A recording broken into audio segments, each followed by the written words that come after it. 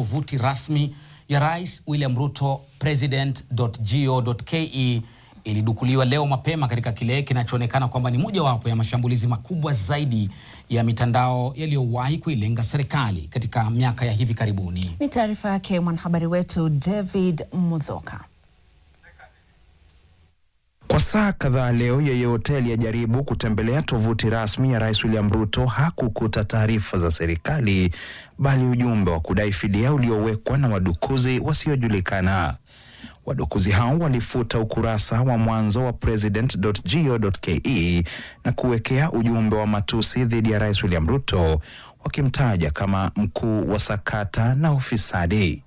Isitoshe, walidai serikali lipe Bitcoin 5 kufikia saa 12 jioni, wakionya kwamba la sivyo wangetoa hadharani kile walichodai kuwa ni taarifa za siri walizokuwa nazo.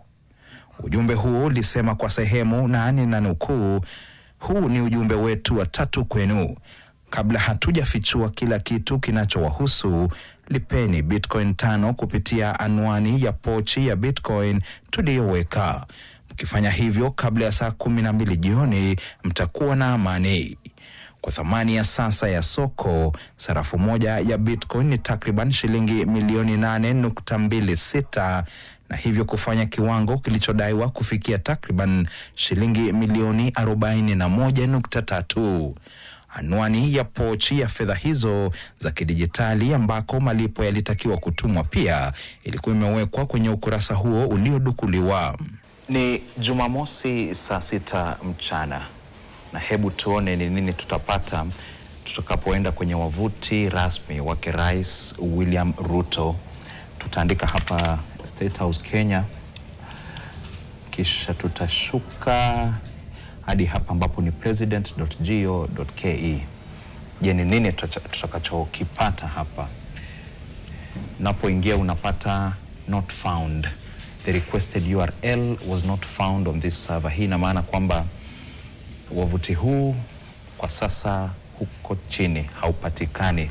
Serikali tangu wakati huo imeondoa tovuti hiyo mtandaoni, huku wanaojaribu kuifungua sasa wakielekezwa kwenye ukurasa wenye ujumbe wa hitilafu wa 404, wakati wataalamu wa usalama wa mitandao wakiendelea na juhudi za kuirejesha.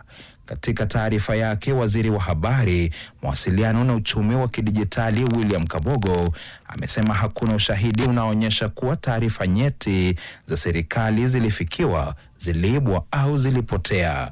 Ameongeza kuwa mamlaka ya ICT kushirikiana na taasisi nyingine za serikali pamoja na wataalamu wa kiufundi imeanzisha uchunguzi wa kina wa kitaalamu kubaini jinsi udukuzi huu ulivyotekelezwa na kuwabaini waliohusika.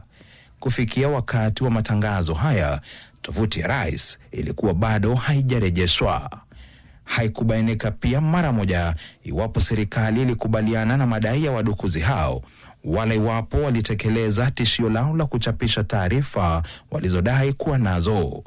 Udukuzi huu umetokea miezi 8 tu baada ya mashambulizi mengine ya mtandaoni yaliyolenga kwa pamoja tovuti za serikali zikiwemo za Wizara ya Afya, Elimu, Leba, Mazingira, Habari na Mawasiliano, Utalii na Usalama wa Ndani pamoja na Ikulu. Baadaye kundi la wadukuzi lililodai kuwa kutoka Sudan lilijitokeza na kudai kuhusika na shambulizi hilo, likisema lilikuwa ni kisasi kutokana na kile lilichodai ni Kenya kuingililia masuala ya Sudan.